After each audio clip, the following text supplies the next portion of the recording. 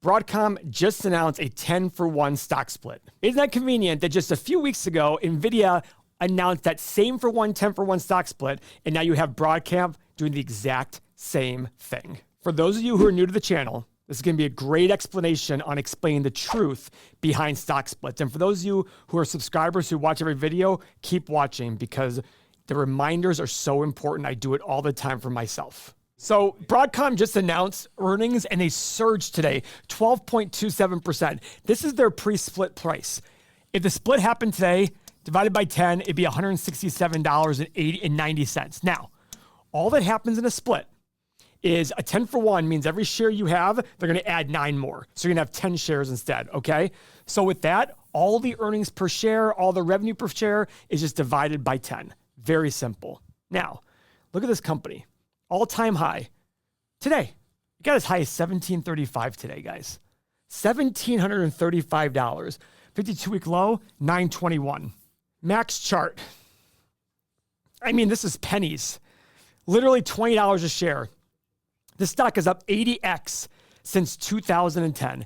80 times since 2010. It's a $784 billion company versus $880 billion market cap. Now, one major thing I love about Broadcom, look at their free cash flow. 5-year average, $14.2 billion. 1 year, last 12 months, $18.4. And look at their net income. $7.7 billion to 5-year net income, 11.6 to the 1 year. For those of you new to the channel, I love the fact that free cash flow is greater than net income. Usually it's flipped. You have to wonder, why is this happening? You still need to know why this is happening. But I'd rather see this because free cash flow is much harder to fake and manipulate than net income. On July 15th in the morning, that's when the stock split goes into effect, and that's where you'll see it in the stock price. So whatever July 12th the close is, divide that number by 10, that'll be the market price at open on the 15th at 9:30 a.m. Eastern time. Now, a couple of downsides to Broadcom.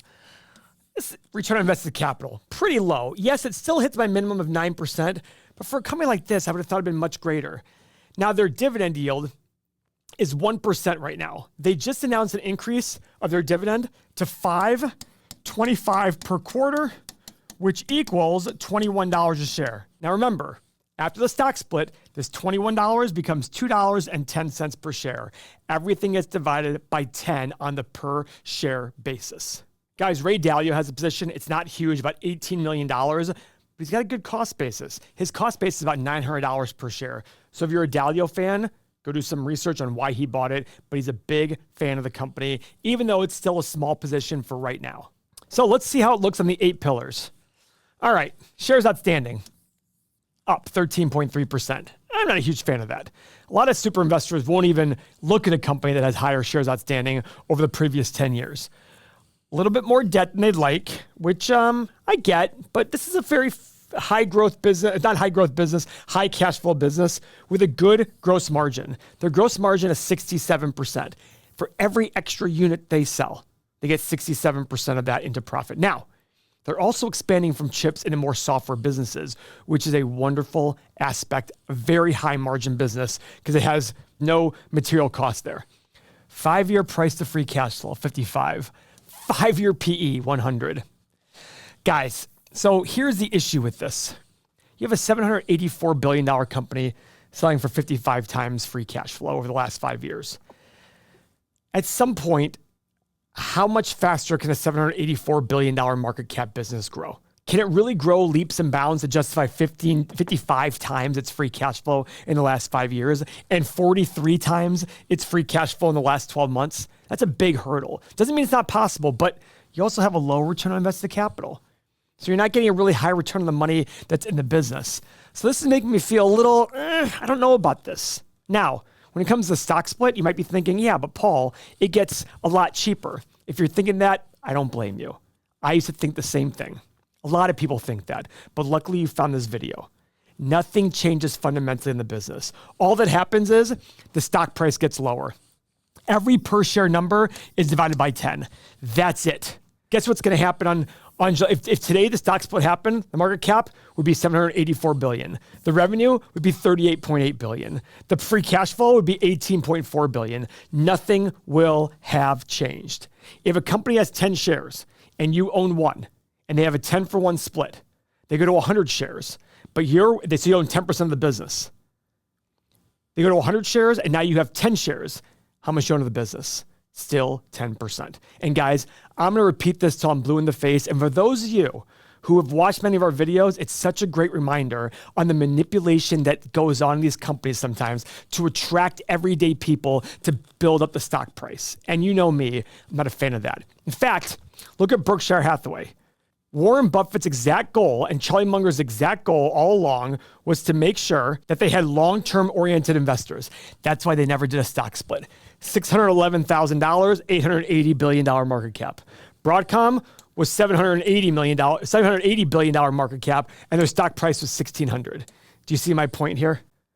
This stock price is 50 times greater almost, 40 times greater, and yet the market cap on Berkshire Hathaway is only 15% more. That's your indication that all that changes is the per share values, nothing else. That's it. No one wants to talk about this. You know why? Because most financial people don't even understand this concept. As simple as it is, they don't understand this concept. But luckily for you, you're learning on the internet. You're able to learn. And don't just take it from me. Go listen to all these go look at why Berkshire Hathaway never had a stock split. It's for the exact reason. I'm sure that Broadcom probably is taking the exact same book out of Jensen Huang's theory of saying, I want to make this easier for employees and retail investors to get more access. AKA, I want to jump the stock price up. Guys, this is the hard part about investing. There's so many things out there, confusing, not confusing. I'm just trying to teach a process and a breakdown of certain things and how you think about them. At the end of the day, all investing is present value of all cash flows. All you're doing when you buy a stock, you're buying a piece of a business. If you can understand that, you've got a big chunk of it. But the hardest part of it all is the emotional aspect. You see a company like this, and you see it flying high. It is absolutely soaring. And guess what happens here? This little crazy thing called FOMO. Fear of missing out. It's there, guys. We've all had it. I've had it. I still get it to this day. For some reason, I'm fortunate enough in stocks to not get it.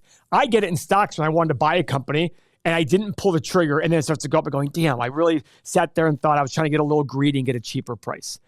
That's the hard part about investing. Brain power, that's easy. You don't need complicated math skills or anything like that. You just need to be able to think rationally. The hard part is that rational thinking when the markets are going crazy. That's what I'm trying to teach here. If you want to get better at that, if you want to use the tools in the community to get better at this, there are thousands of like-minded investors in here doing this exact same thing every single day. Click the link in the description below. Join the community. We have a certain number of spots, so go join that before the wait list starts. Get out there. It's a great trial period. It'll change the way in which you view and handle your money. So before we get into our stock analyzer tool, what are analysts saying? Now again, guess what's going to happen here? All these numbers are going to divide by 10, but it's basically doubling its profit according to analysts in the next 5 years. Now remember, Warren Buffett says he only reads analyst reports when the comics in the newspaper are lost. Revenue growth, pretty solid, 51 billion to 85 billion.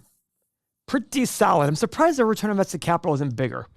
Must be some issue. So it's nice to see this as a reference point going forward when I'm going to do what's next, the stock analyzer tool, the most popular part of our entire community and software. I've only done this company one time in May of 2022, 2 years ago. Now, let's see how much my assumptions might change versus before. 6, 9, and 12% revenue growth for the next 10 years. Okay, maybe so. Maybe do 5, 8, and 11. Maybe I'll try that. Because I don't really like the return on invested capital. Profit margin. I put 20, 22.5, and 25. Yeah, I think that has to go higher. Probably needs to go a little bit higher. Let's go 22, 25, and 28. Let's see if they can keep those margins going. Free cash flow. I'm going to go 38, 42, and 46. PE. So here's the deal with PE. The return on invested capital is low. That's a little bit higher than I'd like. I actually think I like this 13, 15, 17 PE. I'm going to be a little more conservative. Now, guys, I don't do these desired returns anymore at high rates. I do 9% across the board, and here's why. And it's super important to hear this. Margin of safety is about you. I put in 9% because the market returns going to be 9 or 10%. But I don't think anyone should buy individual companies if you're trying to get 9% return. But it's just to sit there and say, what's the intrinsic value? What's the market value of this company if I want to match the market? But if you're buying individual companies, you should have a margin of safety because valuation is an art. It's not a science. The future is unknown and we're humans. We make mistakes. You need that margin of safety to hedge yourself. So when you are using our tools, make sure you put in a number higher than 9%. How high? Depends on you, how you know the company, how comfortable you feel about it. So hit the analyze button. The stock's currently at 1678. I have a low price, 300 to 500, high of 700 to 1100 in the middle. Remember, their PE is a lot, their earnings are a lot lower. So focus on discounted cash flow. Guys, 500 to 1100. So guys, I think for me personally, I'm just holding in the company. But if you want to see the stocks I am buying or I'm going to buy, click this next video. Thank you very much for your time.